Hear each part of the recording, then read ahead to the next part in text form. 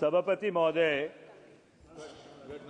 आर्थिक और सामरिक दर्शन शास्त्र के दृष्टिकोण से 20वीं सदी के 5 बड़े विचार रहे।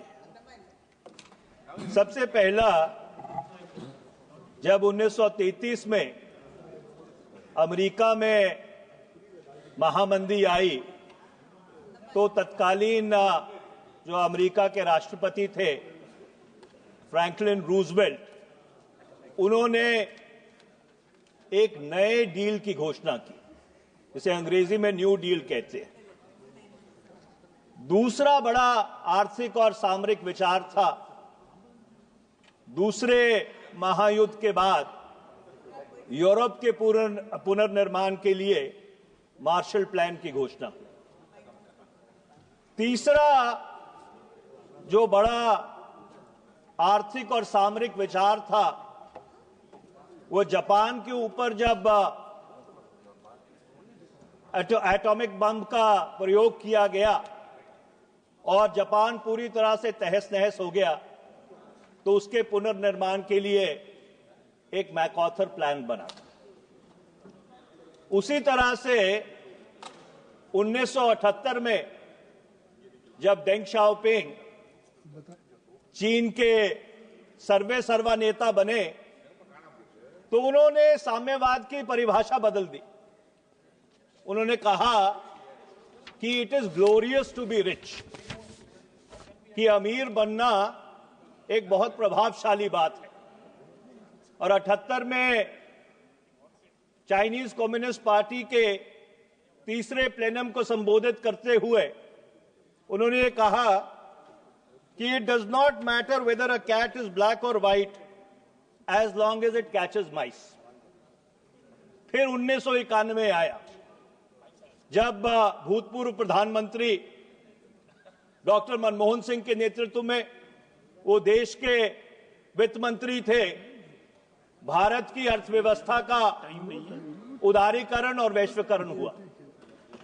और ये बहुत ही दुर्भाग्यपूर्ण बात है कि पिछले 10 वर्ष का जो एनडीए भाजपा का शासन रहा है उसका सिर्फ एक बड़ा विचार था, और वो विचार का नाम था नोटबंदी या नोट बदली। और जितने उद्देश्य उस नोटबंदी के लिए लोगों के समक्ष रखे गए थे उनमें से एक भी पूरा नहीं हो सका। और आज 24 जनवरी 2025 को भारत की अर्थव्यवस्था में जो कैश इन सर्कुलेशन है वो 35.99 लाख करोड़ है।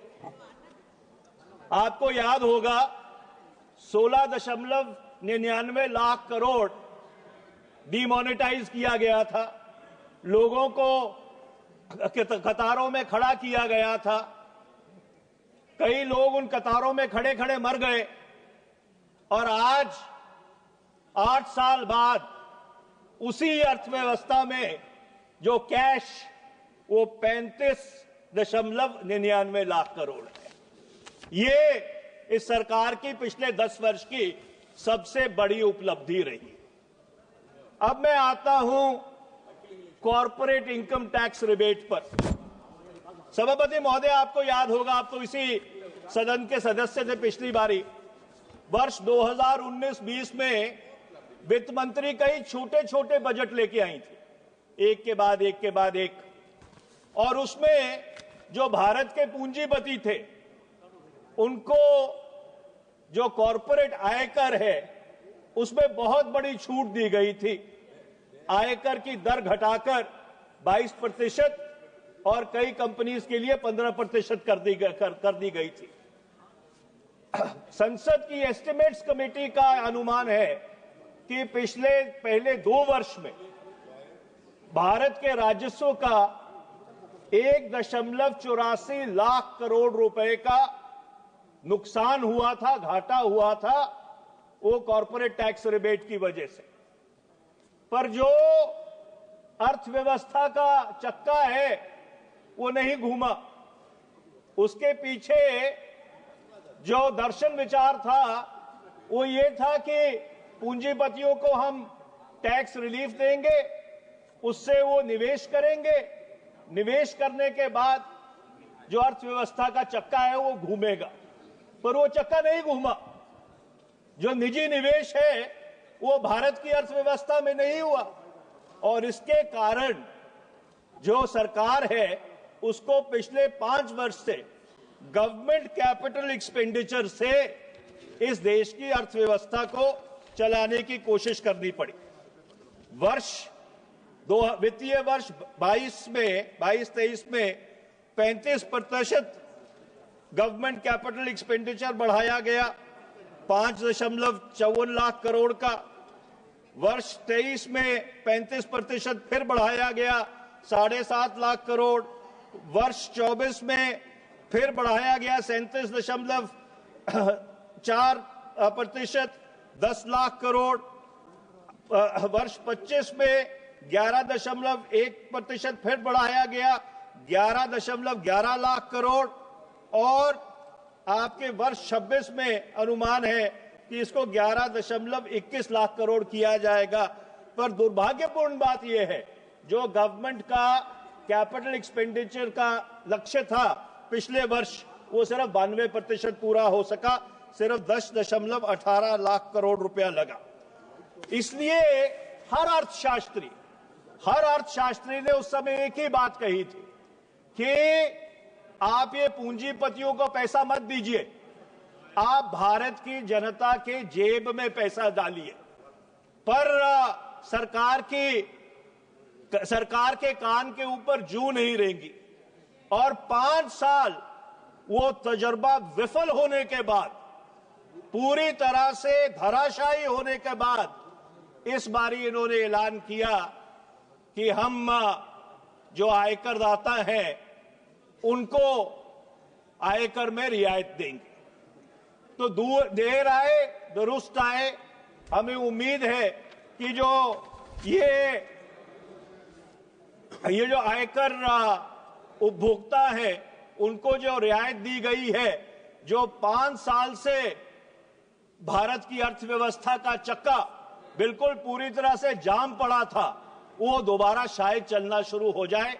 और ये इसलिए जरूरी है क्योंकि दूसरी तिमाही में जो भारत की अर्थव्यवस्था है वो सिर्फ 5.4% से बढ़ी थी और तीसरी तिमाही के जो आंकड़े हैं वो आंकड़े अभी तक सार्वजनिक नहीं हुए। अब मैं कुछ मैक्रो इकोनॉमिक नंबर्स पे आता हूं। रिवाइज्ड एस्टिमेट्स के अनुसार सभापति महोदय, जो वित्तीय घाटा था वर्ष 24-25 का, वो 15,59,527 करोड़। जो रिवाइज्ड एस्टिमेट है वर्ष 25-26 के, उसके अनुसार जो वित्तीय घाटा है वो 15,68,936 करोड़ रुपया है। इसका क्या मायना है कि जो फिस्कल डेफिसिट है, जो वित्तीय घाटा है, वो सिर्फ 591 करोड़ रुपए से कम हुआ है। और जब आप इस वित्तीय घाटे को गवर्नमेंट के बोरोइंग्स के संदर्भ में देखते हैं तो वर्ष 24-25 के जो रिवाइज्ड एस्टिमेट है उसके अनुसार सरकार ने 11,62,678 करोड़ रुपया मार्केट से ऋण उठाया था अपना खर्चा चलाने के लिए। वर्ष 2025-26 में ये जो ऋण सरकार उठाएगी, जिसे गवर्नमेंट मार्केट बोरोइंग्स कहते हैं अंग्रेजी में, वो 11,53,834 करोड़ रुपया होगा। कहने का तात्पर्य है कि गवर्नमेंट की जो बोरोइंग है मार्केट से, वो सिर्फ 8,844 करोड़ रुपए से कम हुई है। अब एक बहुत बुनियादी सवाल उत्पन्न होता है, आपने आयकर दाताओं को तो आयकर में छूट दे दी, पर अगर सरकार मार्केट से इतना पैसा उठाएगी और खपत अगर बढ़ भी गई तो जो पूंजीपति हैं वो निवेश करने के लिए कहां से पैसा लेके आएंगे? क्योंकि आपने प्राइवेट इन्वेस्टमेंट को तो क्राउड इन कर दिया है। अगर सारा ही पैसा मार्केट से सरकार उठाएगी तो जो निजी निवेशक है उसके पास पैसा कहां से आएगा? और इस सवाल का आज तक सरकार की तरफ से स्पष्टीकरण नहीं आया है। अब मैं आगे आता हूं। टैक्सेस ऑन इनकम, जो रिवाइज्ड एस्टिमेट्स हैं 2024-25 के, उसमें यह कहा गया था कि सरकार के पास टैक्सेस ऑन इनकम 12,57,000 करोड़ रुपए आए हैं। जो बजट एस्टिमेट्स हैं 25-26 के, उसके हिसाब से ये जो टैक्सेस ऑफ इनकम है ये 14,38,000 करोड़ रुपए होंगे। आपने 1 लाख करोड़ की तो रिवायतें दे दी क्योंकि आपको लगता था कि उससे चुनावी फायदा होगा। अब मुझे एक बात बताइए सभापति महोदय, और आपके माध्यम से मैं सरकार से पूछना चाहता हूं, दुर्भाग्यपूर्ण बात है कि वित्त मंत्री यहां पे नहीं है, कि ये जो 1,81,000 करोड़ रुपया है, वित्त राज्य मंत्री जी हैं और आपकी बात को कर रहे हैं। ऐसा है सभापति महोदय, इस सदन की परंपरा रही है, जब बजट का डिबेट होता है तो वित्त मंत्री सदन में बैठते हैं। मैं जितने साल इस सदन का सदस्य रहा हूं, मैंने कभी ऐसा नहीं देखा कि वित्त मंत्री आपके सदन में मौजूद ना हो जब बजट के ऊपर डिस्कशन हो रहा हो। तो आप दोबारा स्पष्टीकरण मत दीजिए कि वित्त राज्य मंत्री बैठे हैं। मैं भी उनको जानता हूं, मैंने देखा है उनको बैठे हुए, पर ये सदन की परंपरा के बिल्कुल अनुकूल नहीं है। वो राज्यसभा ये गलत है राज्यसभा में। अच्छा, मैं आगे चलता हूं। अब मुझे आप एक बात बताइए, निशिकांत जी आप बैठे रहिए। मानवीय जी, I am not yielding, please sit down. I am not yielding. चलिए आप तो सभापति महोदय, मैं एक बात पूछना चाहता हूं कि 1 लाख करोड़ रुपया, अरे निशिकांत जी चुप करके बैठिए, 1 लाख करोड़ रुपए की आपने रिवायत दे दी।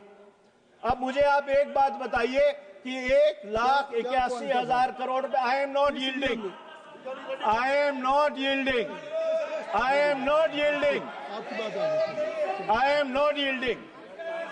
सभापति महोदय मुझे एक बात बताइए कि 1,81,000 करोड़ रुपया जो आपने अनुमानित किया है कि टैक्सेस ऑन इनकम बढ़ेंगे, वो कहां से आएगा?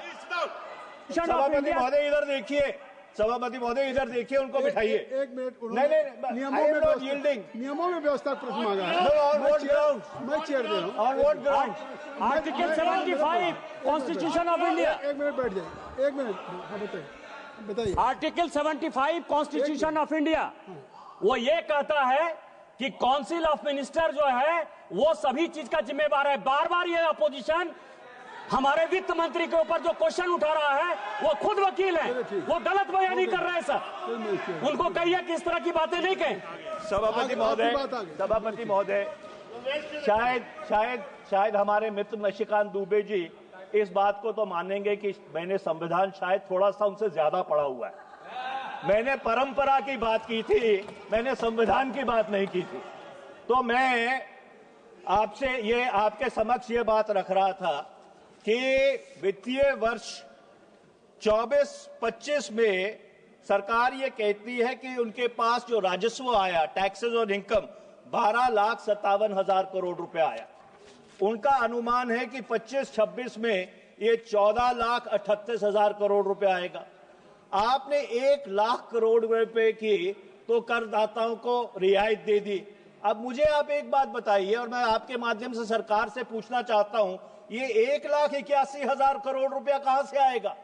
इसका कोई जस्टिफिकेशन नहीं, इसका कोई स्पष्टीकरण नहीं है, इसका कोई अनुमोदन नहीं है बजट में कि 1,81,000 करोड़ रुपया कहां से आएगा। अब मैं वित्तीय घाटे पे आता हूं। सरकार ने बहुत ही चतुराई से, बहुत ही अद्भुत तरीके से इस बारी में जो फिस्कल डेफिसिट के वित्तीय घाटे के मापदंड है वो बदल दिए। एब्सोल्यूट फिस्कल टारगेट से इन्होंने डेट टू जीडीपी रेशो पे आ गए।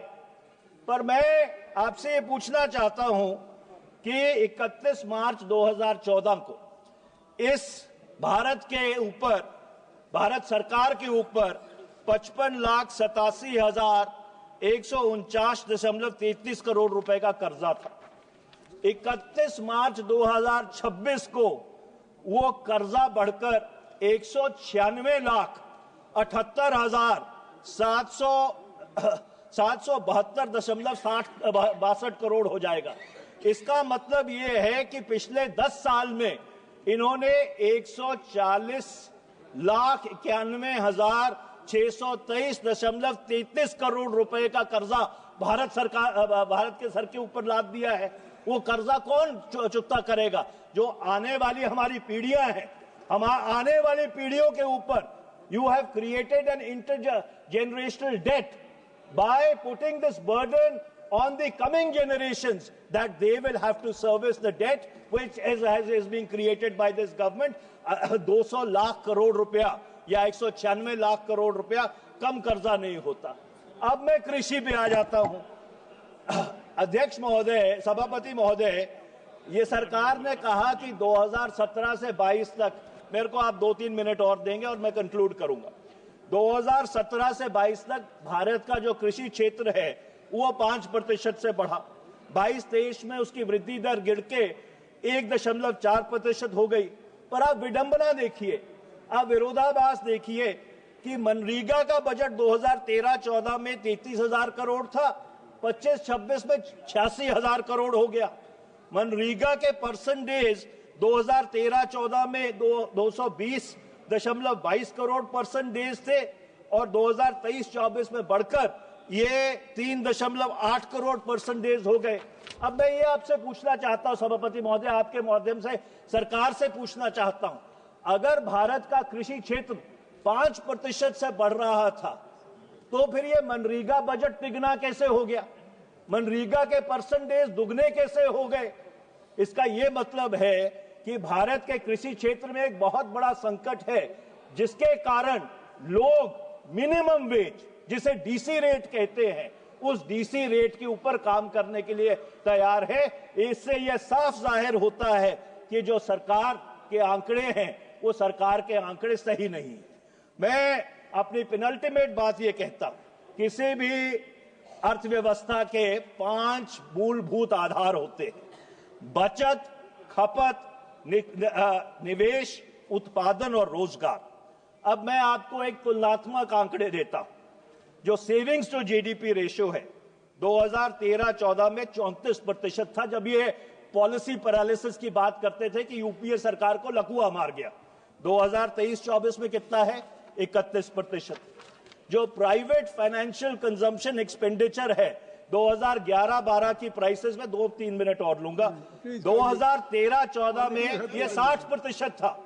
2024-25 में जो फर्स्ट एडवांस एस्टिमेट्स है वो 56.3% है। इन्वेस्टमेंट टू जीडीपी रेशियो 2013-14 में 33.8% था, 2023-24 में गिरकर 29.6% रह गया है। Share of manufacturing in GDP, सरकार ने कहा था कि 25% जीडीपी में उत्पादन का शेयर होगा 2022 तक। 2023-24 में वो जो शेयर है वो मात्र 15.8% है। और बेरोजगारी की दर, सभापति महोदय, तो थोड़ा सा समय दीजिए क्योंकि आंकड़े जरूरी है। 2014 में 5.44% थी, 2024 में ये एवरेज 8 या 9% है ऑन एन एवरेज। मैं आखिर में एक बात कहना चाहता हूं कि इस बजट में आम आदमी तो पूरी तरह से पिस गया। 803 रुपए का गैस का सिलेंडर, 94 रुपए 70 पैसे लीटर पेट्रोल, 87 रुपए 67 पैसे डीजल, 165 रुपए का सरसों का तेल, 55 रुपए किलो आटा, 60 रुपए लीटर दूध और रुपया जो कहते थे कि प्रधानमंत्री की उम्र से ज्यादा रुपया बढ़ रहा है। जब यूपीए की सरकार थी 26 मई 2014 को 58 रुपए 58 पैसे का डॉलर था। 7 फरवरी 2025 को यह डॉलर 87 रुपए और 47 पैसे का है। और मैं कोई प्रधानमंत्री जी की उम्र के ऊपर टिप्पणी नहीं करना चाहता। मेरी आखिरी बात सुन लीजिए, मेरी आखिरी बात सुन लीजिए सभापति महोदय जी।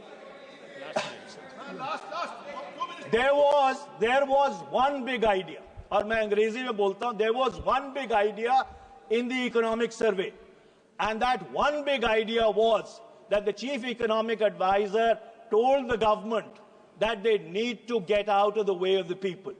They need to change the manner in which they govern the country, and they need to re-engineer it from you are innocent until proven guilty, rather than what they have been doing in the past 10 years, कि आप गुनहगार हो जब तक आप अपना गुनाह साबित नहीं कर सकते। और वो बड़ा ख्याल इस बजट में बिल्कुल पूरी तरह से